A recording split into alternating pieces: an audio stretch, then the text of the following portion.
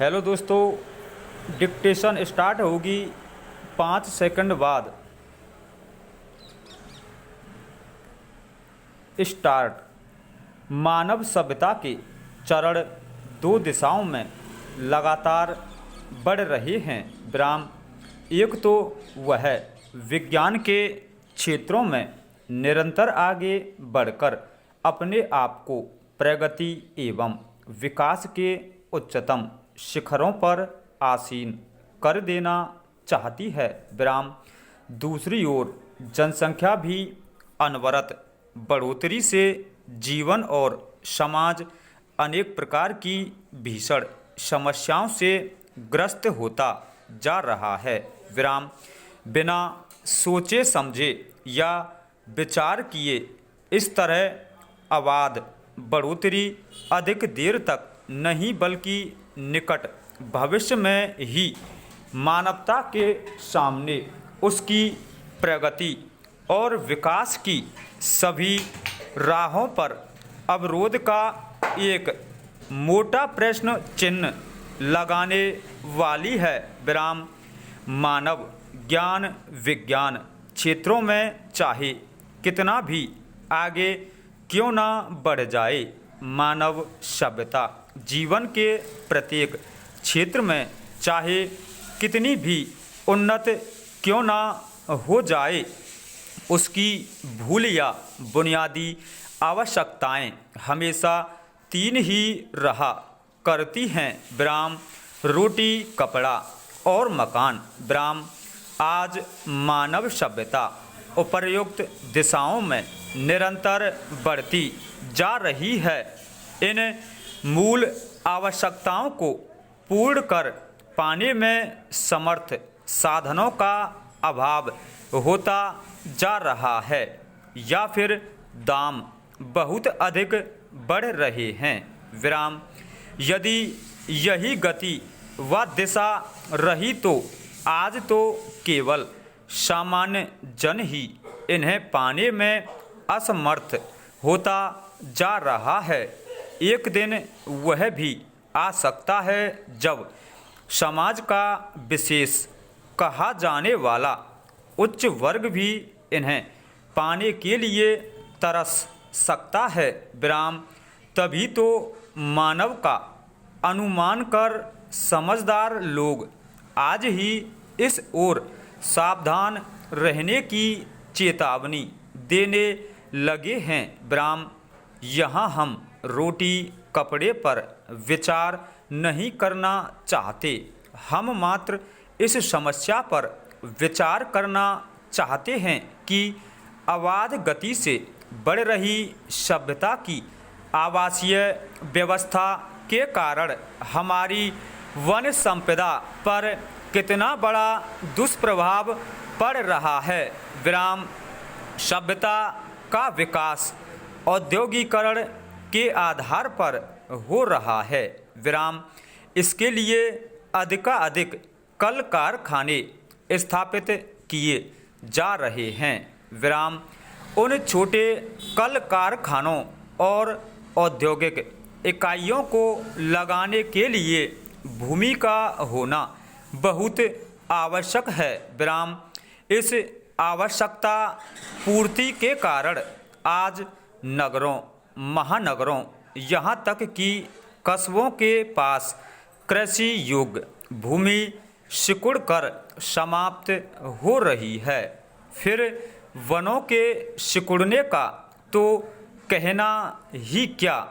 सभ्य मानवता के निवास के लिए अच्छे साफ सभी तरह के फर्नीचर से सज्जित घर, दफ्तर आदि चाहिए।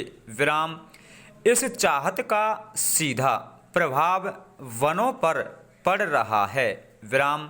सभ्यता की इस तरह की आवश्यकताएं पूरी करने के लिए वनों के ठेकेदार अंधाधुंध वनों की कटाई करते जा रहे हैं। विराम।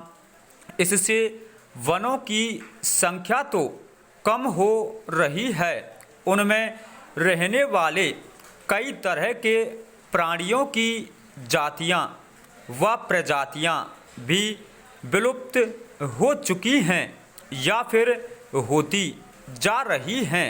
विराम। इसी प्रकार आज कई जातियों और प्रजातियों के पौधे, वनस्पतियां और औषधियां तक दुर्लभ होती जा रही हैं। विराम। भविष्य में इन सब का मानव सभ्यता और समूचे प्राणी जगत पर क्या दुष्प्रभाव होने वाला है, ये आज हम सोच भी नहीं पा रहे हैं। विराम। होना तो यह चाहिए था कि जिन्हें वनों की कटाई के ठेके दिए जाते हैं उन्हें वे इस शर्त पर दिए जाएं कि वे लोग जितने वृक्ष काटते हैं उससे अधिक नहीं तो कम से कम उतने वृक्ष तो अवश्य ही रोपित करें। विराम। केवल रोपित ही नहीं बल्कि उनकी तरफ से देखरेख और पूर्ण सुरक्षा के भी तब तक जिम्मेदार रहें जब तक वे एक पूर्ण पेड़ बनकर कटाव की आपूर्ति नहीं कर देते। विराम। पर सरकार तथा वन मालिकों की दूरदर्शिता के अभाव के कारण मानव सभ्यता के आवास और शानो शौकत के नाम पर उनके घरों की बहुत सजावट के कारण वन सिकुड़ रहे हैं। विराम। उनकी संख्या और भीतर स्वरूप निरंतर घटकर खत्म होता जा रहा है। विराम। इसका दुष्प्रभाव वनों व वृक्षों पर तो पड़ ही रहा है, पहाड़ों व नदियों के खत्म होने के रूप में भी हमारे सामने आ रहा है। विराम। वर्षा और कृषि पर भी पड़ रहा है। विराम। बाढ़ आदि के रूप में भी सामने आ रहा है। विराम। इन सब को देखते हुए कहा जा सकता है कि सभ्यता का यह बदलाव और पेड़ों का निरंतर सिकुड़ते जाना स्वयं मानव सभ्यता के अपने ही भविष्य के लिए शुभ नहीं है। विराम। मानव सभ्यता को तो विकास के पथ पर निरंतर आगे बढ़ना ही है। जीवन का संपूर्ण लक्ष्य भी अनवरत प्रगति एवं विकास हुआ करता है, पर इसका तात्पर्य यह तो कदापि नहीं हो सकता कि ऐसा सब करते समय मानव सभ्यता का अपने ही भविष्य की राह में कांटे बोते जाना है। विराम। ऐसी स्थिति में होना तो यह चाहिए कि प्रत्येक कार्य भविष्य पर दृष्टि रखकर किया जाए। विराम। Para change. आज किसान खेत में जो कुछ बोता है और जिस तरह से उसकी देखभाल करता है, भविष्य में उसे वैसी ही फसल मिला करती है। सो आवश्यक है कि आज का सभ्य मानव बांध, आवास या किसी भी प्रकार का विकास कार्य करते समय भविष्य के साथ संतुलन बनाकर करे, तभी वनों की रक्षा करना संभव होगा। विराम। पेड़ प्रकृति की सुकुमार, सुंदर, सुखदायक संतानें मानी जा सकती हैं। विराम। इनके माध्यम से प्रकृति अपने अन्य पुत्रों, मनुष्यों तथा अन्य सभी तरह के जीवों पर अपनी ममता के खजाने को न्योछावर कर अनंत उपकार किया करती है। विराम।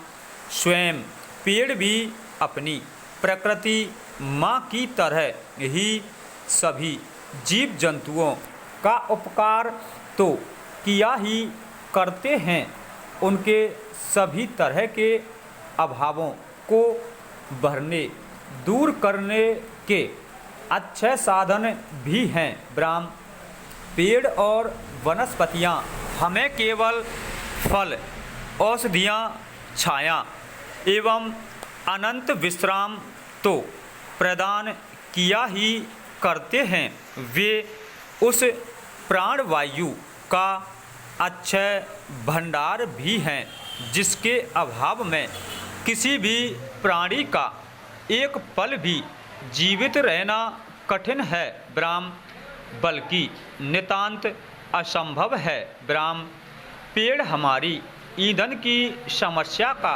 समाधान भी करते हैं। ब्राह्म उनके अपने आप झड़कर इधर उधर बिखर जाने वाले पत्ते, घास फूस, हरियाली और अपनी छाया में पनपने वाली नई वनस्पतियों को खाद भी मुफ्त में प्रदान करते हैं। ब्राह्म पेड़ पर्यावरण के भी बहुत बड़े संरक्षक हैं। ब्राह्म पेड़ की पत्तियां और ऊपरी शाखाएं सूर्य किरणों के लिए धरती के भीतर से आर्द्रता या जल कण चूसने के लिए नलिका का काम करते हैं। ब्राह्म यों तो सूर्य किरणें भी नदियों और सागरों से जल कणों का शोषण कर वर्षा का कारण बना करती हैं। ब्राह्म उससे अधिक कार्य पेड़ करते हैं। ब्राह्म धरती को पेड़ों से सुशोभित करना चाहिए। ब्राह्म